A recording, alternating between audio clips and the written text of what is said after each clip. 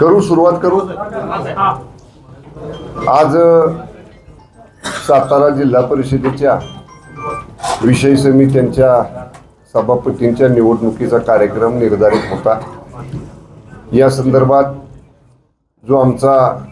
जी आमची निवडणूक पूर्व युती आहे, राष्ट्रवादी काँग्रेस पक्ष, शिवसेना, शेतकरी संघटना आणि अपक्ष काँग्रेस पुरस्कृत व राष्ट्रवादी पुरस्कृत या सर्व सन्मान्य सदस्यांची आम्ही कालही मतं जाणून घेतली आणि सकाळी मी आल्यानंतर मान्य आबानी आणि मी आम्ही दोघं शशिकांत शिंदे साहेबांनी आम्ही सगळ्यांनीच आमच्या सर्व सन्मान्य सदस्यांचं मत या निवडणुकी संदर्भातलं जाणून घेतलं।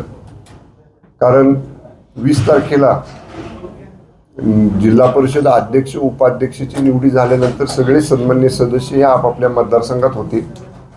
आम्हाला एकत्रपणे कुणाशीच बोलता आलं नव्हतं आणि म्हणून सदस्यांनी तीव्र भावना 20 तारखेला घडलेल्या प्रकाराबद्दलच्या आमच्या सदस्यांच्या आमच्या युतीच्या बैठकीमध्ये या ठिकाणी व्यक्त केल्या आणि सर्व सदस्यांचं मत आलं की अशी बळाचा वापर करून, सत्तेचा गैरवापर करून हुकुमशाही पद्धतीनं जी 20 तारखेची अध्यक्ष उपाध्यक्षाची निवडणूक झाली आणि ती महाराष्ट्रभर नाही देशभर गाजली, देशपातळीवरच्या सुद्धा माध्यमांनी याची दखल घेतली आणि तीव्र भावना त्या दिवशी प्रशासन जे वागलं त्या संदर्भातल्या पूर्ण राज्यामध्ये उमटल्या आणि अशा वातावरणात आम्हाला त्या राष्ट्रवादी काँग्रेसच्या भाजपच्या बरोबर आम्हाला निवडणूक लढवायची नाही।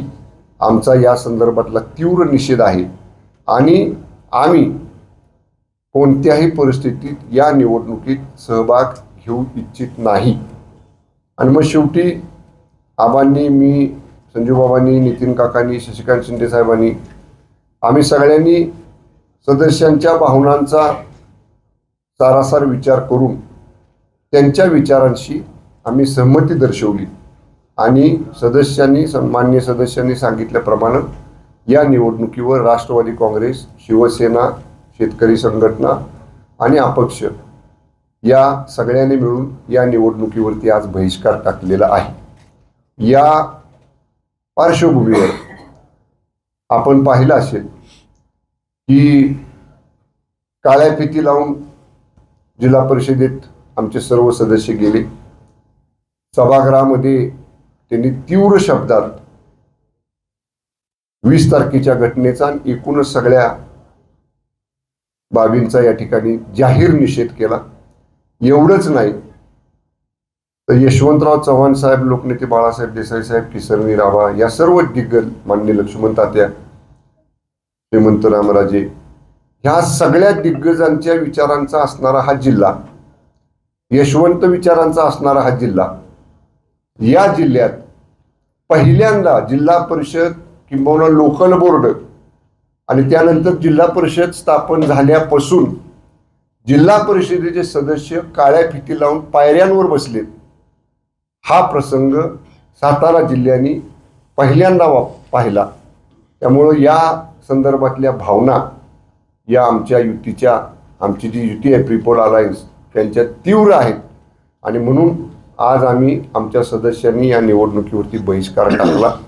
असं जरी असलं तरी कामकाज करताना आमचे सदस्य त्यात सहभागी होतील, जिल्ह्याच्या विकासाच्या प्रश्नावर आमचे सदस्य आवाज उठवतील, आमच्या सदस्यांवर अन्याय झाला तर त्या संदर्भात एका सदस्या संदर्भातला काही प्रकार घडला तर आमचे सगळेचे सगळे सदस्य त्या सदस्याच्या पाठीमागं जिल्हा परिषदेमध्ये उभे राहतील। एवढंच नाही तर मान्य आबा, मी, नितीन काका, संजूबाबा, शशिकांत शिंदे साहेब, आम्ही सगळेजण या सगळ्या सदस्यांच्या आम्ही पाठीशी पूर्ण ताकदीने या ठिकाणी उभं राहू।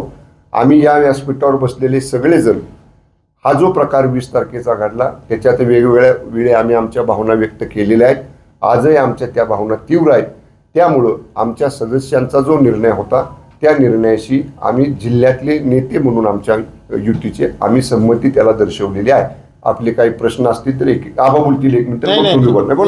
परिषदेला असं होऊ शकतं किंवा काय विषय कसा आहे, ठीक आहे, राजकारणामध्ये जे पराजय, ठीक आहे, आज आमचे सदस्य फोडले, ती वेळ त्यांच्यावरही येणार आहे, आलं का लक्षात? शेवट कसा होईल आणि एक समजून घ्या, आम्ही काही काल राजकारणात आलेलो नाही, आलं लक्षात? हे अनिल राव माझ्या कुटुंबामध्ये 50-60 वर्ष जिल्ह्याचं राजकारण आहे.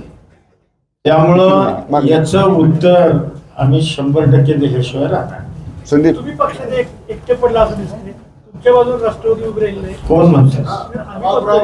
कोण म्हणतं? सभागृहामध्ये दिसतंय चित्र जिल्ह्यात. नाही, सभागृहामध्ये ज्यावेळेला चर्चा सुरू झाली या विषयाची, त्यावेळेला पालकमंत्र्यांच्या पाठीमागं शिवसेना उभी राहिली, तुमच्या पाठीमागं तुमचा पक्ष उभा तुम्हाला राहिला. सभागृहातलं माहिती आहे.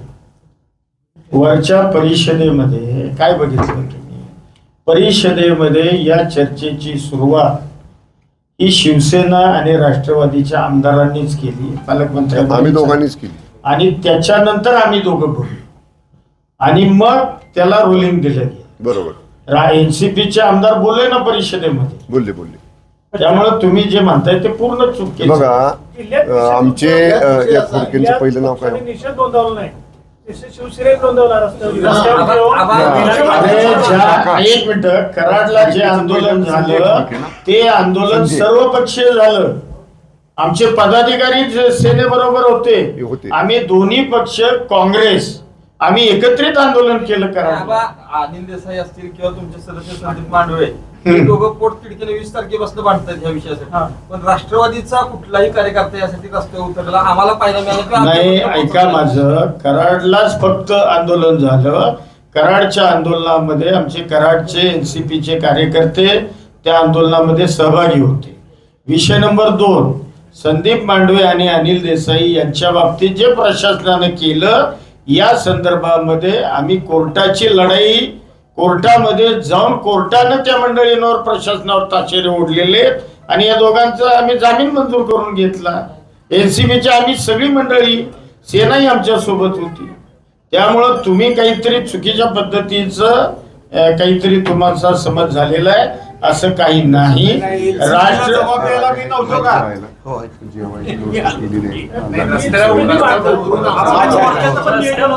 अहो, रस्त्यावर कराडला सेनेसोबत आम्ही आणि काँग्रेस, साताऱ्यात पुढे शिवसेना उतरली होती ना आम्ही. या संदर्भामध्ये महिलांचं पुढची दिशा आम्ही ठरवू आणि तुम्हाला कळू. एक मिनिट, मी फक्त एक मकरंद पाटलांच्या बाजूनी वरिष्ठ जे सदस्य आहेत त्यांचे, ते उभे राहिले नाहीत. नाही चित्र सगळं उभं राहिलं. नाही बघा, उत्तर त्या- दिलं ना तुम्हाला. त्या दिवशी म्हणजे नेमकं परिषद सभागृहामधलं दैनंदिन कामकाज विशेष बैठकीतलं सोडून सुरू झाल्यानंतर भुजबळ साहेबांच्या विभागाचे प्रश्न, मुश्रीफ साहेबांच्या विभागाचे प्रश्न, हे यांचे प्रश्न हे परिषदेमध्ये होते. त्यामुळं हे 2 सिनियर मंत्री त्याच परिषदेत होते आणि खालच्या सभागृहामध्ये तोपर्यंत चर्चा संपत आली होती. त्यामुळं आमदार जे मंत्री होते ते मंत्री उभे राहिलेले. तुम्ही आतलं सीसीटीव्ही फुटेज बघा. जिल्हा परिषदेसारखं विधानसभेतलं सीसीटीव्ही फुटेज वायर तुटत नाही, कुरतडलं जात नाही, रोजच्या रोज किंवा तपासलं गायब जातं पण केलं जातं. किंवा गायब पण केलं जात नाही. त्यामुळं मी सांगतो, मी पालकमंत्री म्हणून जबाबदारीने सांगतो, पक्षाचं म्हणाल तर शिवसेना पक्षाचा उपनेता म्हणून सांगतो, दोन्ही बाजूचे सदस्य दोन्ही सभागृहामध्ये या मुद्द्यावर प्रखरपणानं आपले मुद्दे मांडलेले आहेत.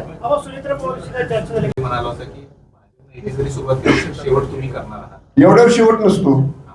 सभापती निवडून 5 वर्ष कालावधी आहे ना जिल्हा परिषदचा, का संपला आज? नाही ना, सभापती निवडी झाल्या म्हणजे जिल्हा परिषदच्या राजकारणाचा कालावधी संपला असं नाही. तर 5 वर्षाचे आहे, महिना बी अजून झालेला नाही. आगे देखू, पुला खालनं अजून बरंच पाणी. हा आता सुरुवात झाली. हा, पण याचा हिशेब चुकता होणार. आम्ही जे बोलतो ते करून दाखवू. ठीक आहे. कामेश कांबळे, लता करणे असतील किंवा विराज शिंदे असतील, हे सगळे भाजपच्या मंत्र्यांच्या एकदम जवळचे होते. म्हणजे उमेदवाराची निवड करताना काही चुकी झाली असं वाईट चुकी झाली. राष्ट्रवादीचा विषय कसा आहे, आम्ही काय जोर जबरदस्ती कुणाला उमेदवारी दिली का?